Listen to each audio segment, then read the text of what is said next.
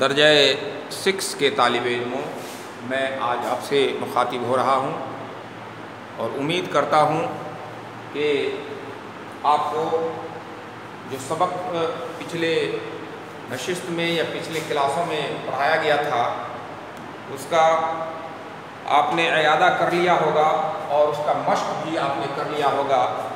میں درجہ 6 کے طالب علموں سے مخاطب ہوں۔ درجہ 6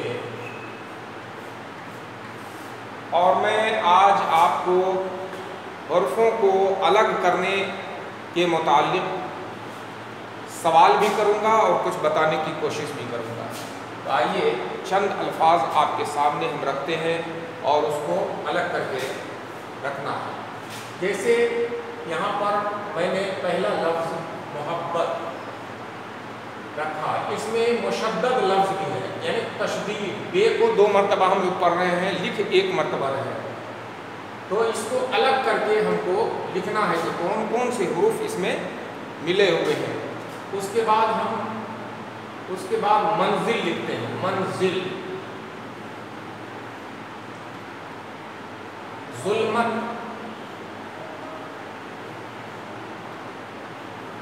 اس کے بعد غیرت، مسجد،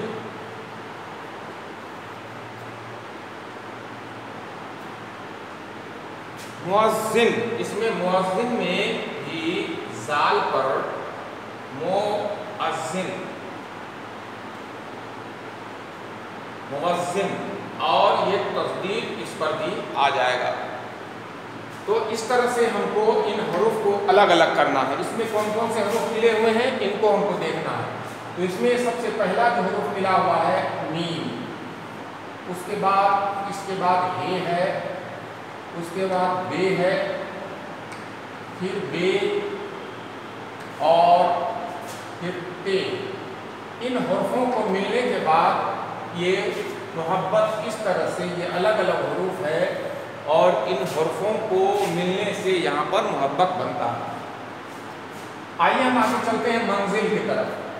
من، تو میم جوڑ نون جوڑ زے جوڑ لام برابر، یہ اس طرح سے میم نون، چھوٹا چھوٹا میم لکھیں گے، نون کا ایک سوسا نکالیں گے، زے بنائیں گے اور پھر لام کو الگ لکھیں گے، تو یہ منزل ہو جائے گا ہمارا۔ تو اس طرح سے ظلمت ہے تو زو کو پورا لکھیں گے یہاں پر، پھر لام لکھیں گے، پھر میم لکھیں گے اور پھر تے لکھیں گے۔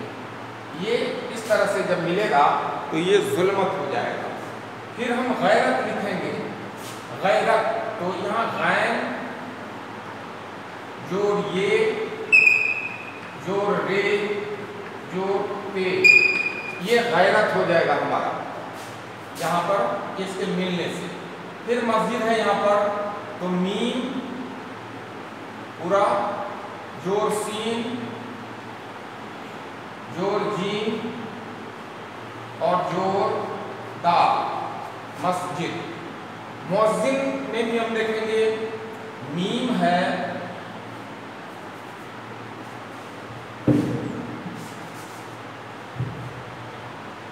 میم، واو، حمزہ، زال، پھر زال، پھر نون۔ مؤذن، مؤذن، واو کے اوپر حمزہ، زال، زال، نون۔ اب ہم دیکھ رہے ہیں کہ 2 بار زال کا ہم نے استعمال کیا یہاں پر اور یہاں پر ایک ہی مرتبہ لکھے ہیں، تو اس طرح سے یہ مؤذن مکمل ہوا۔ یہاں پر ظلمت ہو گیا، غیرت ہو گیا، مسجد ہو گیا اور مؤذن ہو گیا۔ تو اس طرح سے محبت، منزل، ظلمت اور غیرت، مسجد اور مؤذن، یہ تمام کے تمام الفاظ جو ہم لوگوں نے لکھے ہیں اس کو اسی طرح سے حروف الگ الگ کر کے ہم لکھ سکتے ہیں۔ تو پیارے بچوں، ہم کو بھی اسی طرح سے اپنی کتاب سے چند الفاظ نکالنا ہے اور ان الفاظ کو نکالنے کے بعد جو ہے ان میں سے حروف کو الگ الگ کر کے ہمیں لکھنا ہے. تو اس طرح سے ہم ان حروفوں کو لکھ سکتے ہیں. تو ہم سمجھتے ہیں کہ آپ لوگ ایسا کریں گے اور ایسا کرنے سے آپ کو لفظوں کی جانکاری ہو جائے گی اور آپ اس کے بعد جملہ بنانا بھی سیکھ جائیں گے.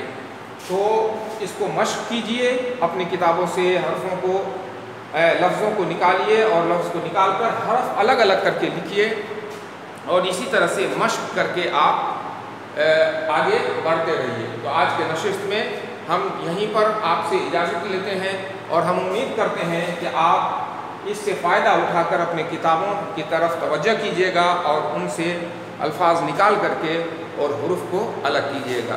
تو آج ہم یہیں آپ سے اجازت لے رہے ہیں. آپ کا بہت بہت شکریہ.